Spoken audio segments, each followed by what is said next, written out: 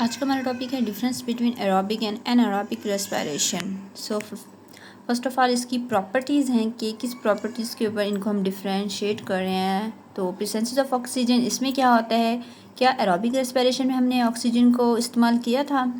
Yes, हम लोगों ने इलेक्ट्रॉन ट्रांसपोर्ट चेन में ऑक्सीजन का इस्तेमाल किया था। एरोबिक रेस्पिरेशन में ऑक्सीजन की प्रेजेंस में ग्लूकोज की ब्रेकडाउन होती है और carbon dioxide, water, energy release होते हैं। जबकि एनारोबिक रेस्पिरेशन में ऑक्सीजन इस्तेमाल नहीं होती है, प्रेजेंट नहीं होती है। Number of ATP S net profit, कितने एटीपी बनते हैं, कितने एटीपी हमने कमाए, कितनी एनर्जी एटीपी हमने बनाई, उसको निकाल के कि हमने कितनी उसमें यूटिलाइज कितनी उसमें इस्तेमाल भी की, उसको निकाल के कि हमने टोटल हासिल कितनी की है। 36 एटीपी जो है वो एरोबिक रेस्पिरेशन में बनती थी। एक ग्लूकोज मॉलिक्यूल्स टूटता था तो उससे 36 एटीपी रिलीज़ होती थी। ठीक है, हम लोगों ने एनर्जी बजट में ये तमाम प्रोसेस पढ़ा था कि किस तरह 36 जो है वो एटीपी रिलीज़ होती है। जबकि एनारोबिक रेस्पिरेशन में जो है वो सिर्फ और सिर्फ 2 एटीपी रिलीज़ होती है। कौन से स्टेप में होती थी? ग्लाइकोलाइसिस जो है वो दोनों स्टेप्स में होते थे। और ग्लाइकोलाइसिस में एनारोबिक रेस्पिरेशन में 2 एटीपी जो है वो रिलीज़ होती थी। जो ये टोटल इतनी ही एटीपी रिलीज़ हो रही है एनारोबिक रेस्पिरेशन में। ये मिनिमम एनर्जी जो है वो बनाती है एनारोबिक रेस्पिरेशन। जबकि एनारोबिक रेस्पिरेशन में मिनिमम एनर्जी प्रोडक्शन होती है, जबकि एरोबिक रेस्पिरेशन में मैक्सिमम एनर्जी जो है वो रिलीज होती है। फाइनल प्रोडक्ट्स क्या बनते हैं इनमें कि ग्लूकोज से क्या बनता है? ऑक्सीजन बनती है, कार्बन डाइऑक्साइड बनती है, carbon dioxide, water, energy release होते हैं। एनर्जी जो है वो एटीपी है। जबकि एनारोबिक रेस्पिरेशन में जो है वो एंड प्रोडक्ट्स जो होते हैं वो लैक्टिक एसिड बनता ही। देखिए ग्लाइकोलाइसिस में हम लोगों ने जो है वो ग्लूकोज को जो है वो हम लोगों ने पैरविक एसिड में कन्वर्ट किया था। और पैरविक एसिड जो है वो आगे फर्दर जाके या तो वो एनारोबिक रेस्पिरेशन में लैक्टिक एसिड में कन्वर्ट होती है, या फिर पैरविक एसिड जो है वो एथनॉल अल्कोहलिक फर्मेंटेशन जिसे हम कहते हैं उनमें कन्वर्ट होती है।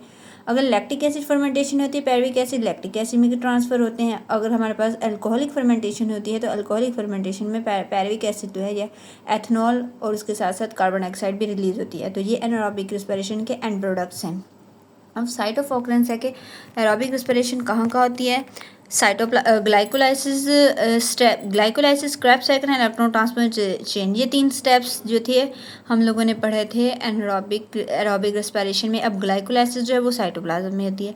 क्रैब्स साइकिल और इलेक्ट्रॉन ट्रांसपोर्ट चेन ये दोनों जो हैं वो माइटोकॉन्ड्रिया में होती हैं। अब साइट ऑफ ऑकरेंस क्या है? साइटोप्लाज्म और माइटोकॉन्ड्रिया दोनों जगह पे जो है वो एरोबिक रेस्पिरेशन होती है। जबकि एनारोबिक रेस्पिरेशन सिर्फ और सिर्फ साइटोप्लाज्म में होती है। ठीक है, इम्पोर्टेंस क्या है? देखिए एरोबिक रेस्पिरेशन जो है वो हमारा मेजर एनर्जी प्रोडक्शन है फॉर मोस्ट ऑर्गेनिजम्स के लिए। हमारे बॉडी में अगर हम लोग जो खाते हैं, अगर उसमें ग्लूकोज जो है वो ब्रेक डाउन नहीं होगा तो हमें एनर्जी कहाँ से प्रोवाइड होगी? हम जो अपनी डेली लाइफ एक्टिविटीज़ हैं वो कहाँ से करेंगे? तो हमारा ऑर्गेनिज्म है, बल्कि तमाम ऑर्गेनिजम्स का जो मेजर एनर्जी प्रोडक्शन है वो एनारोबिक रेस्पिरेशन है, एरोबिक रेस्पिरेशन है। और एनारोबिक रेस्पिरेशन के source of energy for anaerobic organism, जैसे कि एनएरोब्स हमने उन ऑर्गेनिज्म को नाम दिया था जो कि उन्हें बेशक ऑक्सीजन भी मिल रही थी लेकिन वो फिर भी ऑक्सीजन को इस्तेमाल नहीं कर रहे थे, वो एरोबिक रेस्पिरेशन नहीं कर रहे थे, वो एनारोबिक रेस्पिरेशन ही कर रहे थे। क्यों कर रहे थे? क्योंकि उनके पास माइटोकॉन्ड्रिया ही नहीं होता, वो प्रोकैरियोट्स होते हैं, बैक्टीरिया होते हैं, उनमें मेम्ब्रेन बाउंडेड ऑर्गेनेली नहीं होती। तो फिर वो बेशक उन्हें फ्रीली ऑक्सीजन मिल रही होती लेकिन वो फिर भी एनारोबिक रेस्पिरेशन कर रहे होते हैं।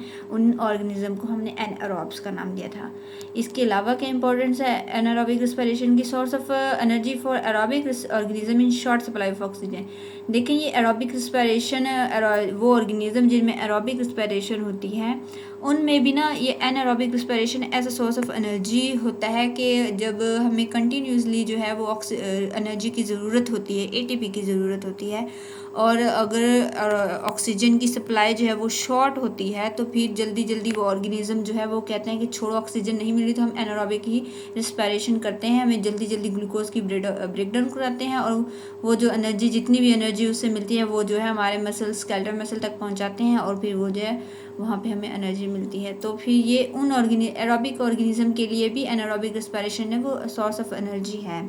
इसके अलावा एनारोबिक रेस्पिरेशन में क्या होता है? सोर्स ऑफ मैनी प्रोडक्ट, बहुत सारे प्रोडक्ट्स जो हैं वो एनारोबिक रिस्पायरेशन, जिसे हमने दूसरा नाम फर्मेंटेशन का भी कहा था, उससे बनते हैं। जैसे एथनॉल है, मुख्तलिफ जो हैं अल्कोहल्स जो होते हैं, मशरूबात जो होते हैं, वो फर्मेंटेशन के प्रोसेस से बनते हैं। चीज़ होगी हमारे पास, चीज़ जो एक बेकरी प्रोडक्ट है, चीज़ से जो है हम डिफरेंट चीज़ें बनाते हैं जो हमारे जो है वो खानों में इस्तेमाल होती है, वो भी फर्मेंटेशन के प्रोसेस से बनती है। डिफरेंट बेकरी प्रोडक्ट्स जो होते हैं, केक्स हो गए, इसके अलावा भी बहुत सारे, तो वो भी फर्मेंटेशन के प्रोसेस से बनते हैं। उनमें जो है वो हम यीस्ट ऐड करते हैं मैदे में।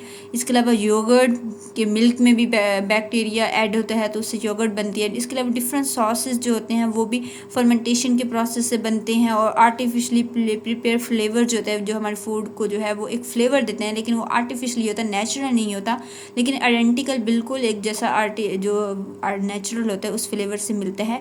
तो इसमें क्या होता है कि डिफरेंट इंडस्ट्रीज़ जो होते हैं वो इन चीज़ों को बना रही होती हैं थ्रू फर्मेंटेशन के प्रोसेस से।